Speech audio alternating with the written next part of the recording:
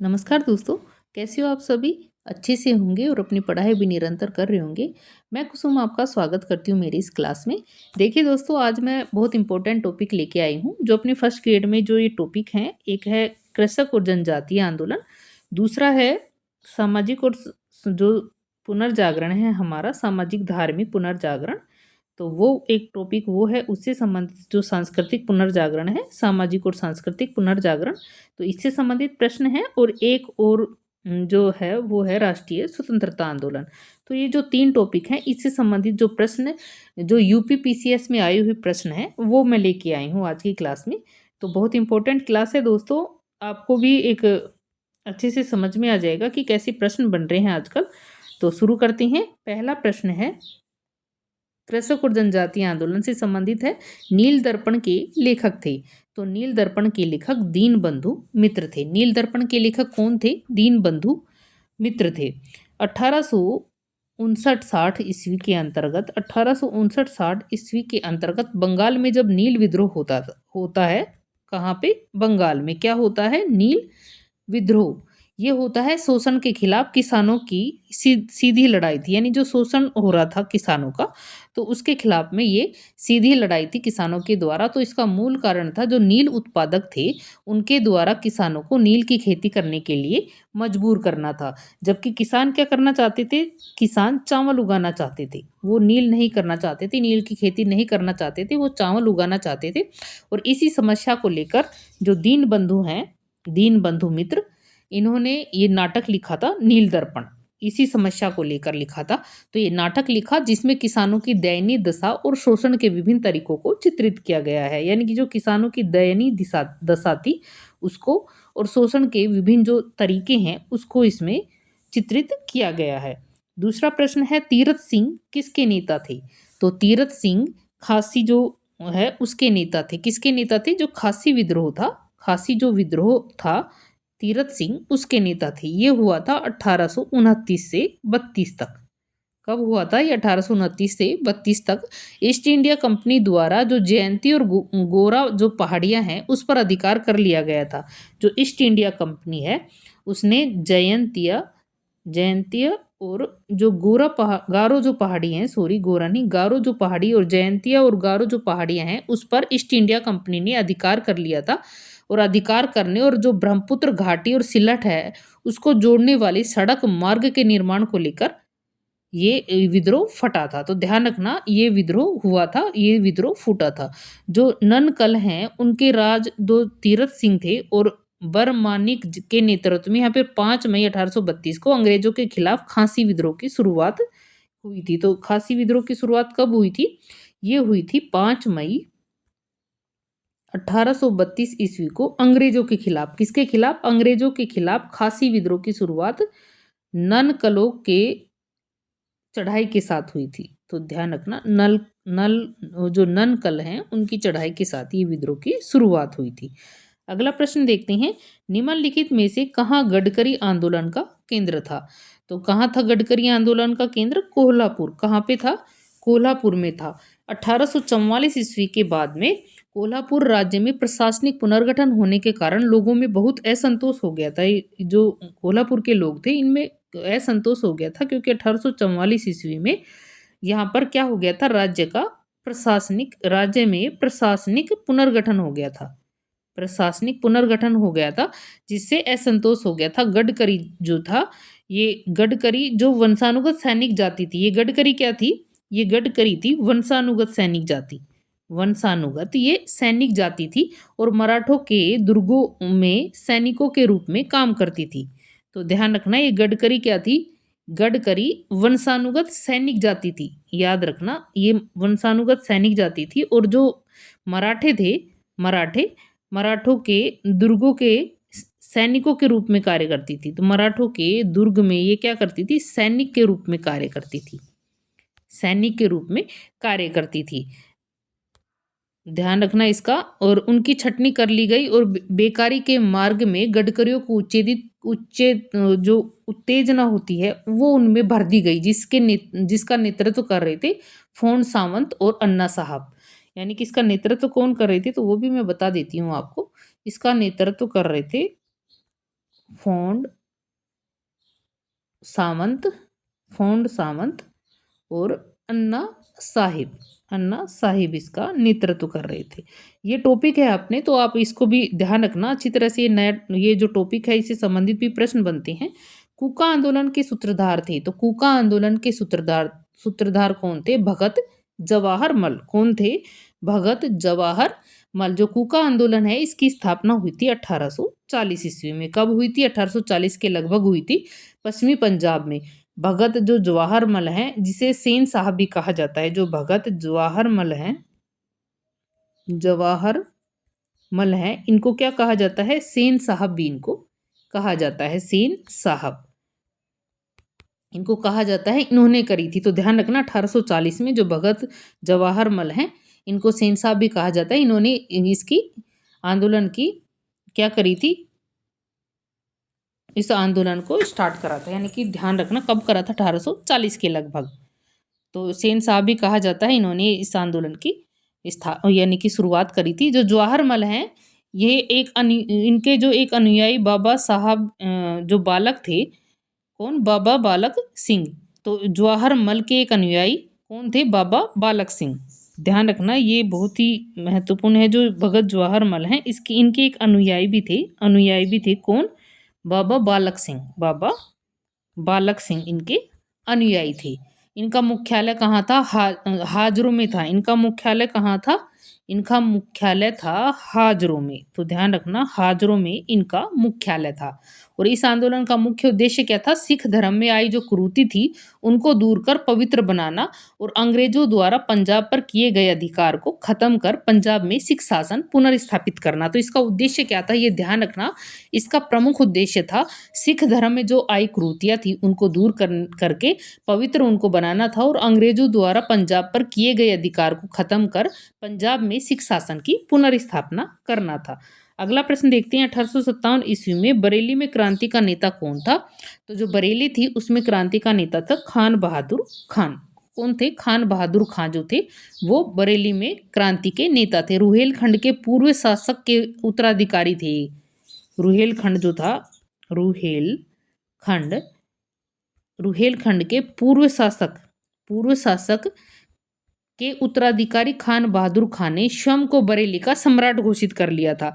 तो ये बरेली के सम्राट घोषित किसने कर लिया था? खान बहादुर खान ने स्वयं को बरेली का सम्राट घोषित कर लिया। कंपनी द्वारा निर्धारित की गई जो पेंशन थी, कंपनी ने पेंशन निर्धारित कर रखी थी, लेकिन वो उससे खुश नहीं थे, असंतुष्ट थे उससे।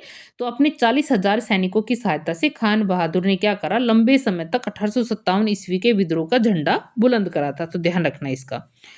अगला प्रश्न है 1857 ईस्वी से संबंधित निम्नलिखित घटनाओं का सही क्रम नीचे दिए गए कूट की सहायता से निर्धारित करना है। तो सबसे पहले कौन सा हुआ था? तो सबसे पहले हम देख लेते हैं। सबसे पहले बैरकपुर का विद्रोह। ये जो बैरकपुर का विद्रोह है ये हुआ था 29 मार्च 1857 को। ध्यान रखना 29 मार्च 1857 को हुआ था। बैरकपुर में सैनिकों ने चर्बी वाले कारतूसों का प्रयोग करने से मना कर दिया था। मंगल पांडे ने क्या करा? अपने जो एजुडेंट थे उस पर आक्रमण कर और उनकी हत्या कर दी थी। तो मंगल पांडे ने उनकी हत्या कर दी थी। ये दूसरा जो विद्रोह था वो हुआ था मेरठ का। तो दूसरा विद्रोह कहाँ हुआ था? मेरठ में हुआ था। ये हुआ था 10 मई। जो दूसरा विद्रोह हुआ था ये हुआ था 10 मई 1857 को। 10 मई 1857 ईस्वी को हुआ था। मेरठ के सैनिकों ने खुला विद्रोह करा था और अपने उत्तराधिकारियों पर अपने अधिकारियों पर क्या चला दी थी? गोली चला दी थी। तीसरा विद्रोह होता है ये होता है दिल्ली में। तीसरा विद्रोह होता है दिल्ली में। ये होता है 12 मई 1857 को, जब दिल्ली पर अधिकार कर लिया जाता है मेरठ के विद्रोहियों के द्वारा। जब ये मेरठ के विद्रोही दिल्ली जाते हैं, ये जाती हैं 12 मई 1857 को और दिल्ली पर अधिकार कर लेते हैं। और फिर कहाँ? लखनऊ में भी विद्रोह हो जाता है। तो जून 1857 को प्रारंभ होता है। तो ध्यान रखना ये सारे मैंने बता दिए हैं। इसका सही आंसर आ जाएगा 1, 3, 2 और 4। अगला प्रश्न देखते हैं।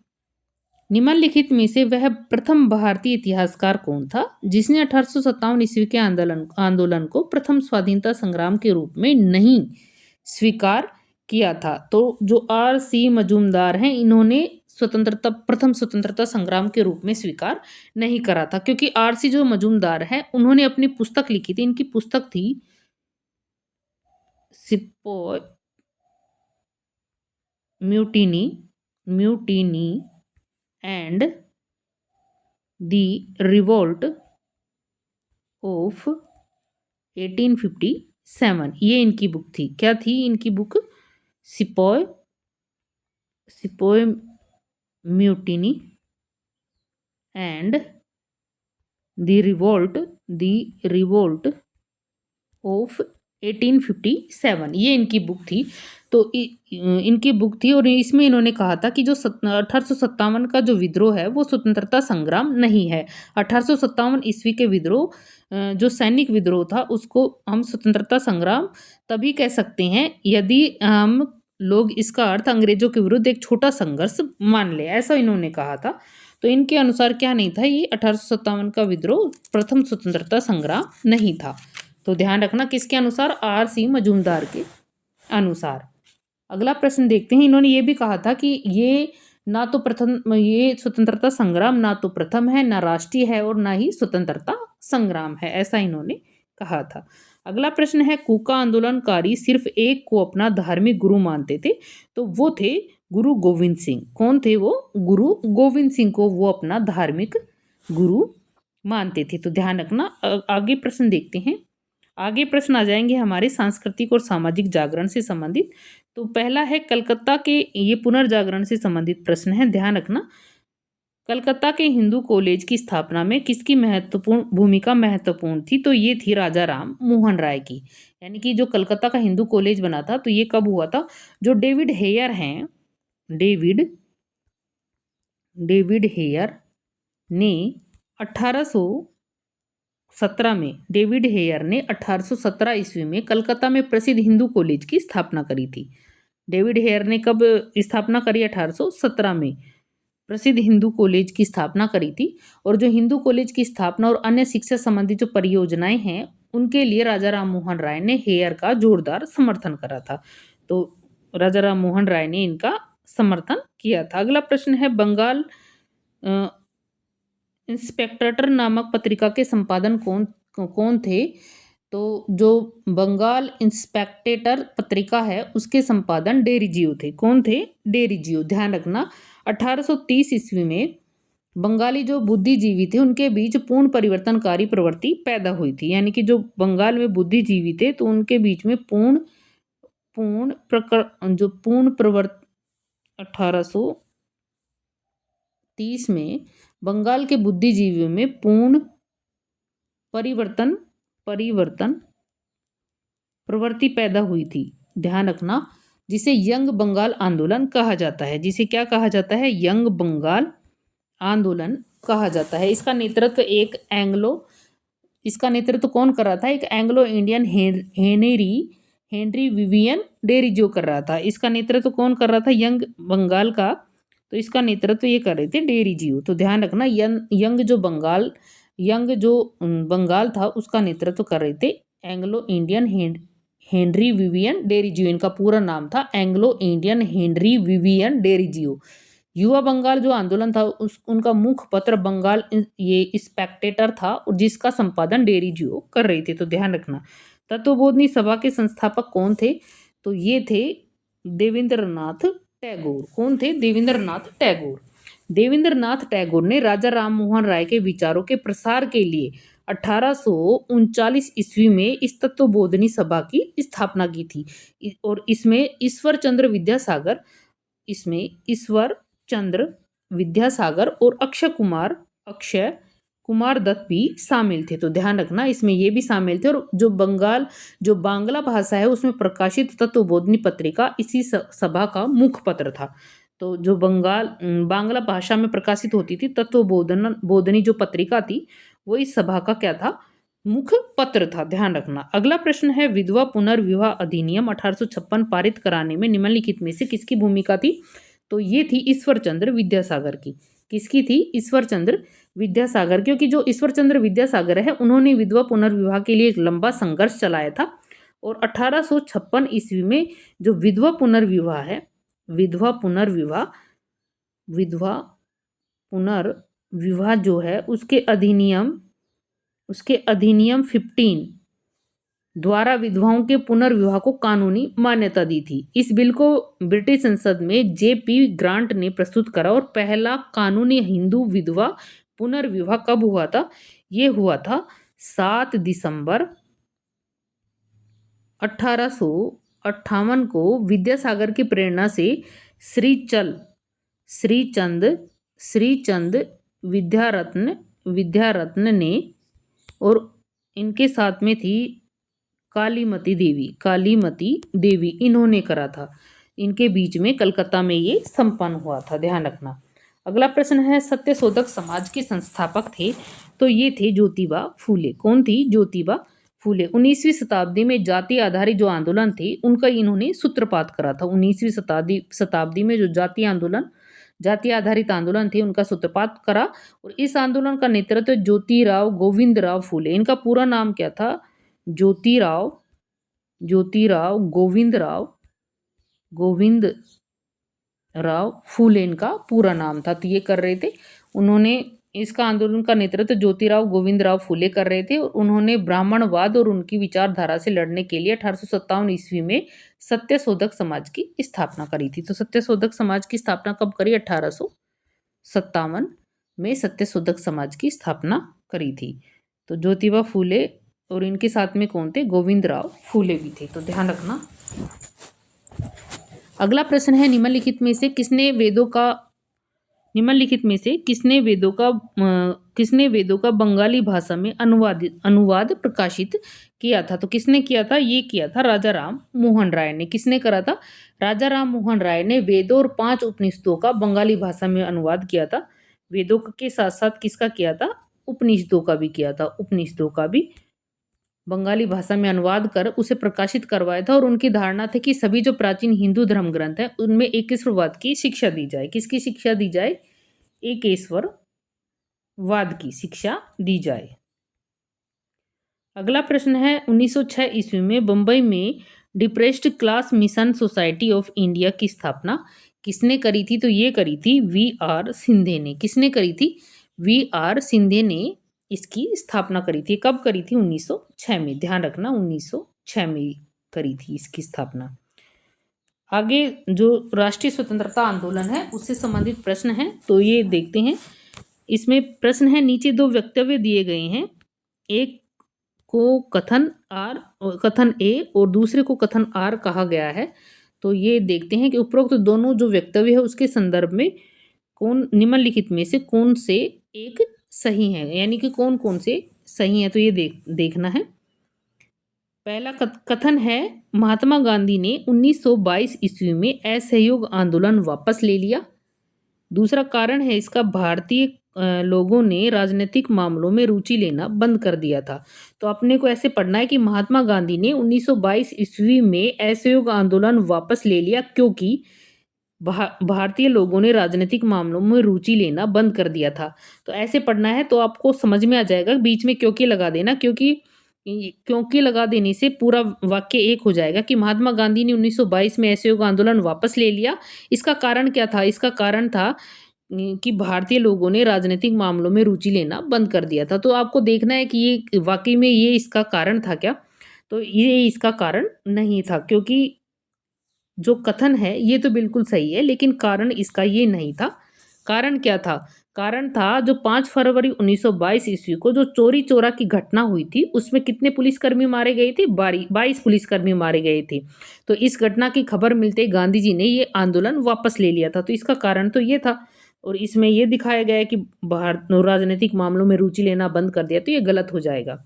तो इसका जो ऑप्शन है सी ये सही है, क्योंकि ए सही है किंतु आर गलत है। क्योंकि 5 फरवरी 1922 को इसको कारण था, 5 फरवरी 1922 को जो चोरी चोरा घटना हुई थी, चोरी चोरा घटना, उसके कारण इसमें 22 पुलिसकर्मी मारे गए थे। और इस घटना की खबर मिलते गांधी जी ने असहयोग आंदोलन वापस ले लिया था। और इस असहयोग आंदोलन वापस ले लिया था। उन्होंने कांग्रेस कार्यकारिणी से के इस फैसले को स्वीकृत देने की अपील की थी, और 12 फरवरी 12 फरवरी 1922 ईस्वी में असहयोग आंदोलन समाप्त हो गए और आंदोलन वापस लेने के पीछे गांधी जी की मंशा आंदोलन की ऊर्जा बरकरार रखने और जनता को हतोत्साहित होने से बचानी थी।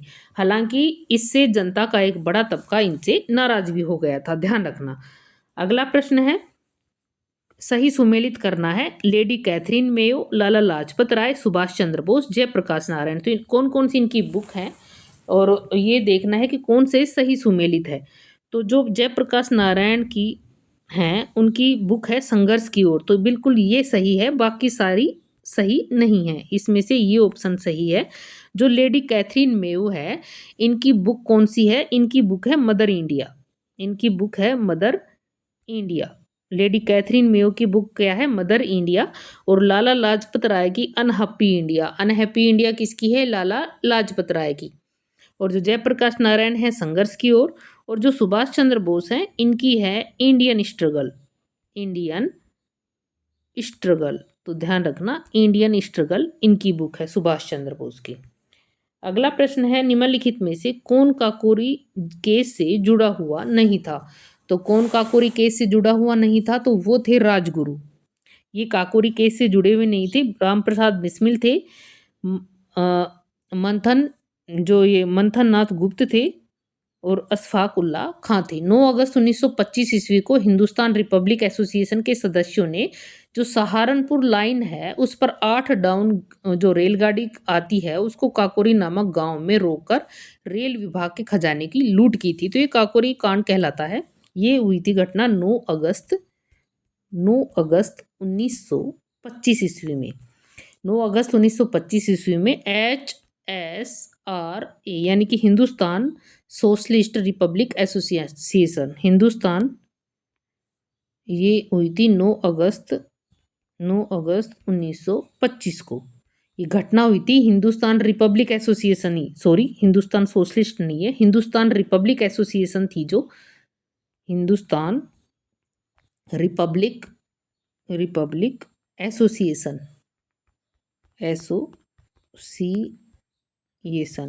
जो थी, उनके जो सदस्य थे उन्होंने क्या करा था, सहारनपुर जो लाइन पर 8 डाउन ट्रेन आ रही थी, 8 डाउन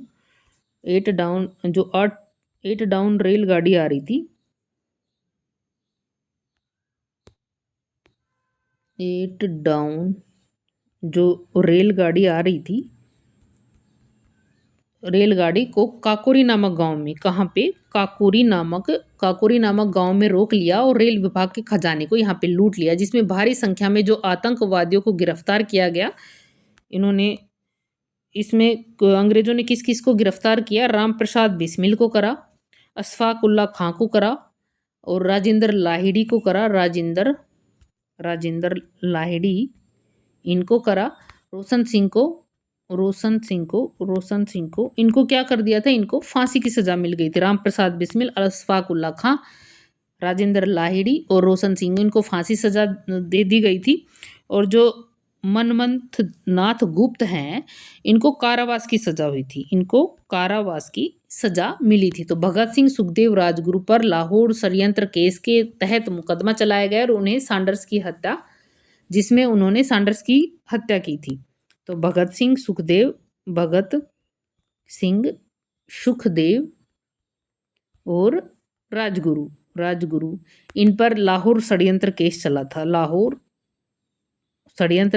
था और मुकदमा चलाया गया और इसमें इन्होंने क्या करा था? इन्होंने सैंडर्स की हत्या कर दी थी, ध्यान रखना। अगला प्रश्न है, निम्नलिखित में से कौन गांधी इरविन समझौते के संदर्भ में सही नहीं है? तो कौन सा सही नहीं है? कांग्रेस द्वितीय गोलमेज सम्मेलन में भाग लेने के लिए सहमत हो गई, बिल्कुल सही है। कांग्रेस सविनय अवज्ञा आंदोलन बंद करने के लिए भी सहमत हो गई, बिल्कुल सही है। तीसरा है, पुलिस जातियों की आम जांच की मांग मान ली गई, ये गलत है। चौथा है, राजनीतिक बंदियों को तत्काल छोड़ने की मांग मान ली गई, ये भी सही है। तो तीसरा ऑप्शन गलत हो जाएगा, क्योंकि ये जो गांधी इरविन समझौता होता है कब होता है? ये होता है 5 मार्च 1931 को। गांधी इरविन समझौते के बीच 15 दिनों में लंबे विचार विमर्श के बाद शांति समझौता हुआ था और जिन लोगों को बंदी बनाया गया उन पर राजनीतिक बंदियों की रिहाई की मांग मान ली गई और अपनी ओर से कांग्रेस ने सिविल जो नाफरमानी समाप्त करने की शर्त मान ली गई। समझौते में यह भी कहा गया कि अगली जो गोलमेज बैठक है उसमें कांग्रेस भागीदारी बनेगी, यानी कांग्रेस भाग लेगी और पुलिस जातियों की जांच के लिए जनता की जांच समिति बने और कांग्रेस की इस मांग को स्वीकार नहीं किया गया था। तो जो पुलिस वाली बात है ये गलत हो जाएगी, ध्यान रखना। अगला प्रश्न है, नीचे दिए गए कूट का उपयोग करते हुए निम्नलिखित घटनाओं का सही क्रम निर्धारित करना है अपने को। तो सबसे पहला कौन सा आ जाएगा? तो सबसे पहले आ जाएगा, ये आएगा स्वदेशी आंदोलन। क्या आ जाएगा? स्वदेशी आंदोलन। ये कब होता है? ये होता है 16 अक्टूबर 16 अक्टूबर 16 अक्टूबर 1905 को, ध्यान रखना। बंगाल विभाजन के विरोध में ये स्वदेशी आंदोलन चलाया गया था। तो ये जो स्वदेशी आंदोलन है ये 16 अक्टूबर 1905 को जो बंगाल विभाजन होता है, बंगाल विभाजन उसके विरोध में चलाया जाता है स्वदेशी आंदोलन। तो ध्यान रखना। दूसरा कालक्रम में दूसरा आ जाएगा जलियांवाला बाग त्रासदी। तो दूसरा आ जाएगा जलियांवाला बाग जो त्रासदी है ये घटना कब होती है? ये 13 अप्रैल 1919 को होती है। कब होती है? 13 अप्रैल 1919 को बैसाख के दिन अमृतसर के जलियांवाला बाग में, अमृतसर के कहाँ पे? जलियांवाला बाग में होती है। और इसमें कौन होते हैं? जो जनरल डायर होते हैं, डायर, उन्होंने यहाँ गोलियां चलाई थी, हजारों लोगों इसमें मारे गए थे। तो पहली घटना कौन सी हो गई? स्वदेशी आंदोलन 16 मार्च 1905 को। दूसरी हो गई 13 अप्रैल 1919 को। और तीसरी जो घटना है वो होती है दांडी मार्च की। तीसरी कौन सी होती है? ये होती है दांडी मार्च की होती है तीसरी घटना। ये होती है 12 मार्च 1930 को। 12 मार्च 1930 को गांधी जी साबरमती आश्रम से, कहाँ से? साबरमती जो आश्रम होता है, साबरमती आश्रम, यहाँ से 78 समर्थकों के साथ दांडी की पदयात्रा के लिए निकलते हैं और 24 दिनों में 240 किलोमीटर की यात्रा करते हैं और 5 अप्रैल को ये दांडी पहुंच जाते हैं। तो ध्यान रखना, 5 अप्रैल को ये दांडी पहुंच जाते हैं। और चौथी फिर बच गई हमारी भारत छोड़ो आंदोलन। तो ये होती है 8 अगस्त 1942 को बम्बई के ग्वालियर टैंक मैदान में अखिल भारतीय कांग्रेस कमेटी की बैठक में भारत छोड़ो आंदोलन का प्रस्ताव पारित कर दिया जाता है। कहाँ पे? बम्बई में। तो ध्यान रखना, अब समझ में आ गया होगा। पहली घटना होती है ये, दूसरी ये, तीसरी ये और चौथी ये। तो ये ऑप्शन सही हो जाएगा। अगला प्रश्न है, भारत छोड़ो आंदोलन के दौर में सर्वाधिक समय तक चलने वाली समानांतर सरकार की स्थापना कहाँ हुई थी? तो ये हुई थी कहाँ पे? ये हुई थी सतारा में। कहाँ पे? सतारा में होती है ये, सतारा में होती है। ये सर्वाधिक दीर्घकाल और प्रभावी समानांतर सरकार का मुख्य केंद्र जो महाराष्ट्र का सतारा है वो होता है। और इसका महत्वपूर्ण नेता कौन थे? नाना पाटिल। महत्वपूर्ण नेता कौन थे? नाना पाटिल। ध्यान रखना, नाना पाटिल थे। यह जो समानांतर सरकार है ये 1943 में गठित हुई थी। कब हुई थी? 1943 में गठित हुई थी। और जो बलिया है ये बता देती हूँ मैं, बलिया यूपी में है, उत्तर प्रदेश में। बलिया कहाँ पे है? यूपी उत्तर प्रदेश में। जो चित्तू पांडे हैं, चित्तू पांडे, उन्होंने पहली समानांतर सरकार बनाई थी। पहली समानांतर सरकार बनाई थी, लेकिन ये थोड़े कम समय के लिए चली थी, ध्यान रखना। और एक और मैं बता दूं, ये तामलुक ये कहाँ पे है? ये भी बंगाल में है। ये कहाँ पे है? बंगाल में है। और ये जातीय सरकार की यहाँ पर स्थापना होती है, सरकार की यहाँ पर की स्थापना होती है, ध्यान रखना। तो देखिए दोस्तों, आज हम इतने ही क्वेश्चन करेंगे। इनसे आगे के जो क्वेश्चन बच गए वो मैं कल लेके आ जाऊंगी। तो आज हम इतना ही करेंगे दोस्तों। अगर आप लोगों को मेरी क्लासेस अच्छी लग रही हैं तो प्लीज़ चैनल सब्सक्राइब करना, अपने दोस्तों से मेरी क्लासेस शेयर करना, लाइक कमेंट करना दोस्तों। फिर कल मिलते हैं। धन्यवाद दोस्तों।